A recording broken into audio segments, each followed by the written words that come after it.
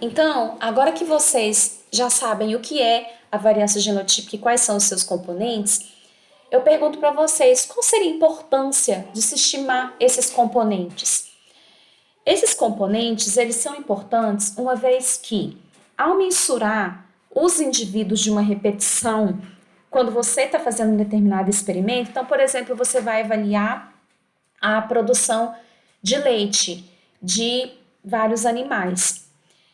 Então, como você vai avaliar? Você vai medir quanto de leite cada animal produziu. Só que você sabe que isso é o fenótipo. Então, você tem o efeito do meio. Você, tirando o efeito do meio, você vai chegar no valor genotípico. E se você quiser selecionar um desses animais para o seu programa de melhoramento, um desses animais para ser a genitora de um cruzamento visando o melhoramento genético de bovino para a produção de leite. Então, você precisa selecionar aquele indivíduo que tem o maior valor genotípico, certo? Mas essa característica, ela tem desvio de dominância? Tem desvio de dominância. Então, onde você precisa chegar? Você precisa chegar no indivíduo que tem maior valor aditivo e também o maior desvio de dominância, porque aí ele vai ter o maior valor genotípico. A importância disso tudo é a seleção, que é o melhoramento genético. Seleção é quando você seleciona um determinado indivíduo porque ele possui um alelo de interesse em detrimento do outro alelo. Então, a frequência de um alelo, ele aumenta, consequência da seleção, e vai aumentar ou diminuir a média e a variância genotípica da população. Quando você estima esses parâmetros, que são os componentes da variância genotípica e os seus componentes, você consegue predizer se a seleção vai ter efeito e se esse efeito vai ser positivo, e consegue também estudar qual método de melhoramento vai ser mais eficiente para a sua característica. Com isso, o melhorista ganha tempo, ganha dinheiro, maximiza os ganhos e torna o seu programa de melhoramento mais eficiente. Então, você exclui o efeito do meio e quer chegar no efeito aditivo, por exemplo. Então, como que você vai fazer para descobrir o valor genotípico dos indivíduos, do genótipo dominante, heterozigoto e recessivo, e como que você vai descobrir o valor genético aditivo, que é o efeito de cada alelo? Então, como que eu vou mensurar o valor do alelo? O genotípico você já sabe. Com repetição, casualização e controle local, você consegue estimar o efeito do meio, né? Como nós vamos ver daqui a pouco, nós já vimos, trabalhando com PAI1, PAI2, F1, você consegue estimar o efeito na F2, o efeito ambiental. E o valor genético do alelo, que é o efeito aditivo, você vai selecionar o indivíduo azão e vai cruzar esse indivíduo com uma amostra de indivíduos e avaliar as progênies, ou seja, os filhos. Você vai avaliar a média dessas progênies e vai obter o efeito do alelo azão. Esse mesmo grupo de indivíduos, você vai cruzar o indivíduo azinho, e aí você vai avaliar a média. Como os indivíduos, a amostra que você cruzou, o azão e o azinho é a mesma, é a mesma amostra de indivíduos, a diferença entre as duas populações vai ser o efeito do alelo azão e o efeito do alelo azinho. E por que a gente mede o valor do indivíduo na progênie? Que eu estou falando, eu vou estimar o valor do alelo azão na progênie do indivíduo azão. Porque o indivíduo ele passa o seu alelo para a progênie. Para ter sucesso em um programa de melhoramento, você precisa identificar não só os indivíduos de maior valor genotípico, mas também os indivíduos com maior concentração de alelos favoráveis, ou seja, sem o efeito do ambiente e sem efeito de dominância, os indivíduos que têm maior valor aditivo dos seus alelos. Agora, nós vamos aprender a estimar um parâmetro muito importante na genética, que é o grau médio de dominância. O grau médio de dominância consiste em descobrir qual o tipo de interação alélica predominante naquela característica. Por ser uma característica quantitativa, nós trabalhamos com números. Então, é diferente da característica qualitativa, que pelo fenótipo do heterozigoto, nós conseguíamos descobrir qual era o tipo de interação alélica. Aqui, nós vamos fazer isso com números.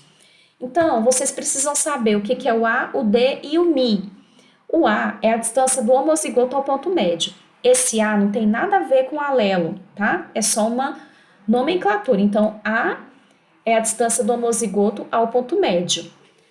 D é a distância do heterozigoto ao ponto médio.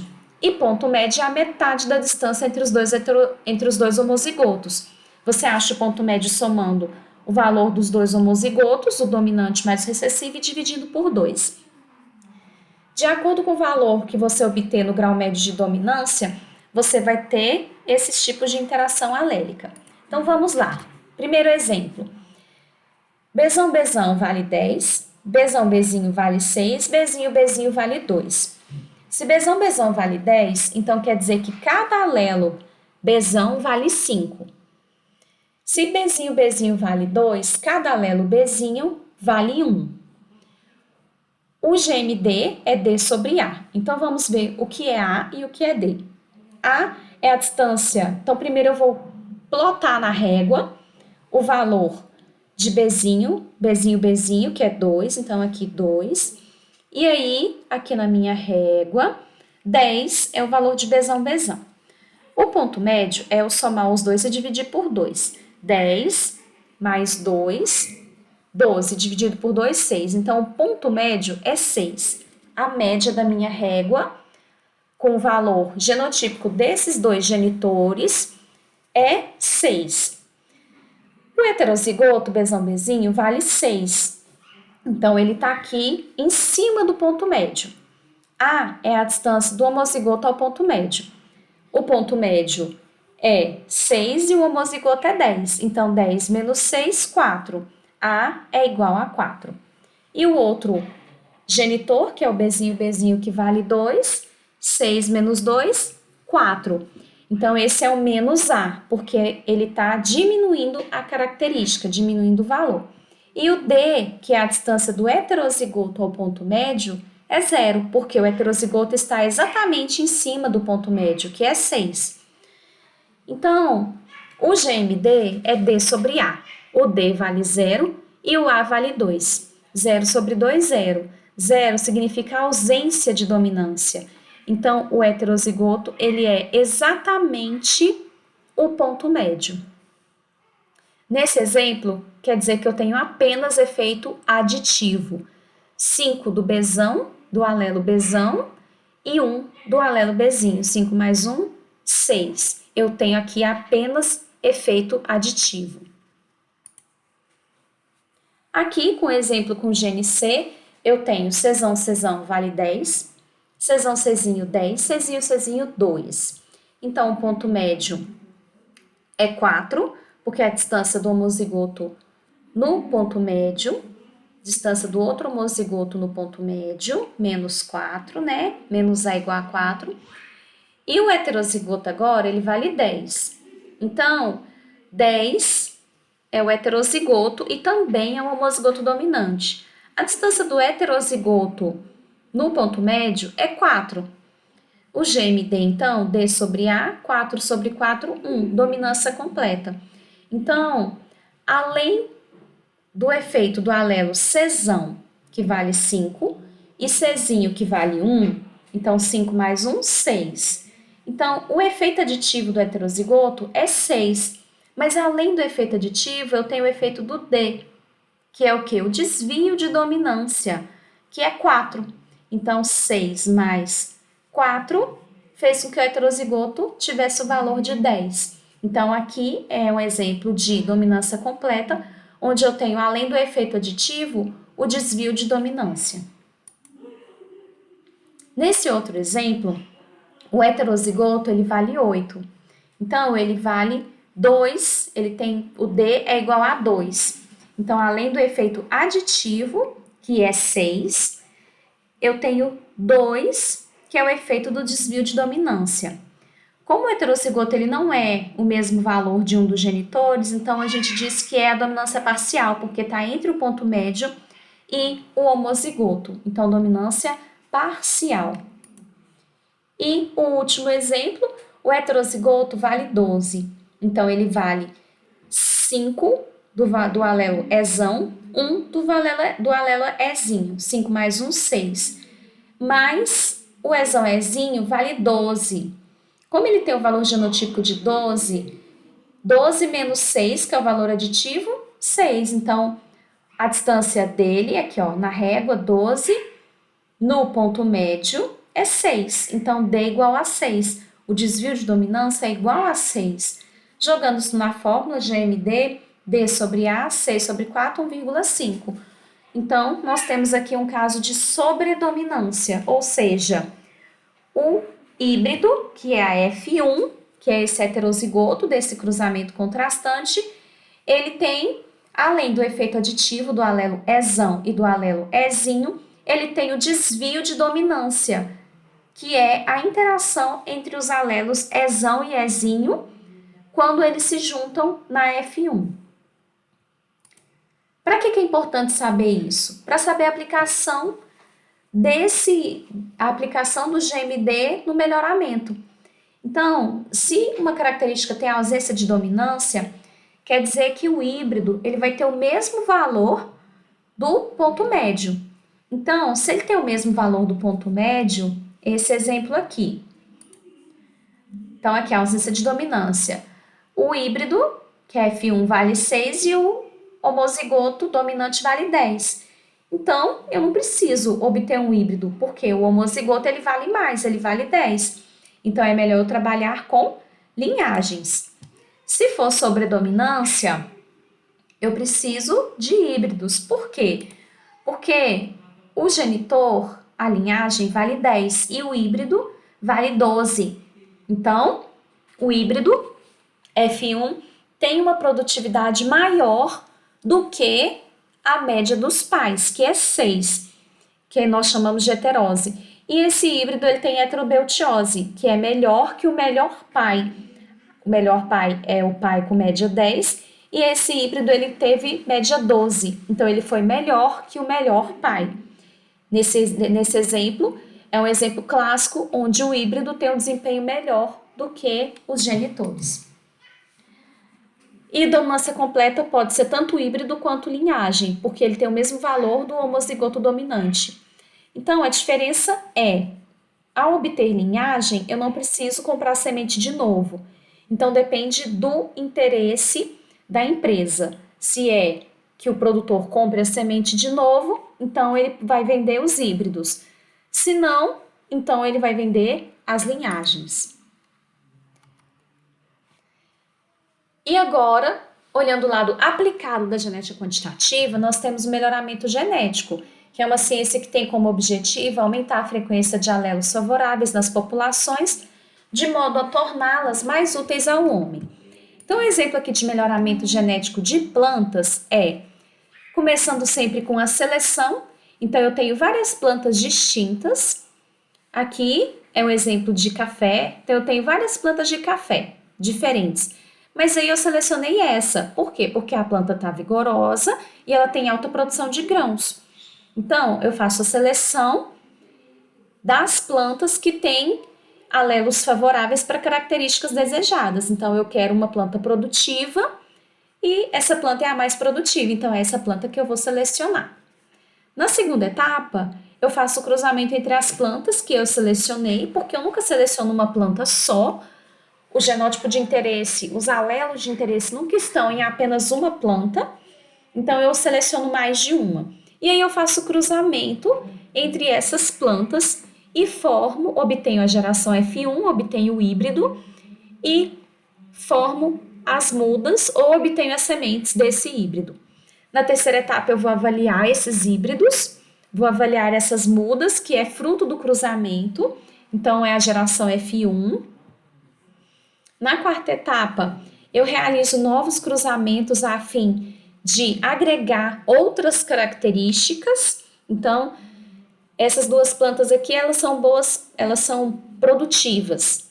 mas é só produtividade que eu quero? Será que eu não seria bom ter resistência à doença?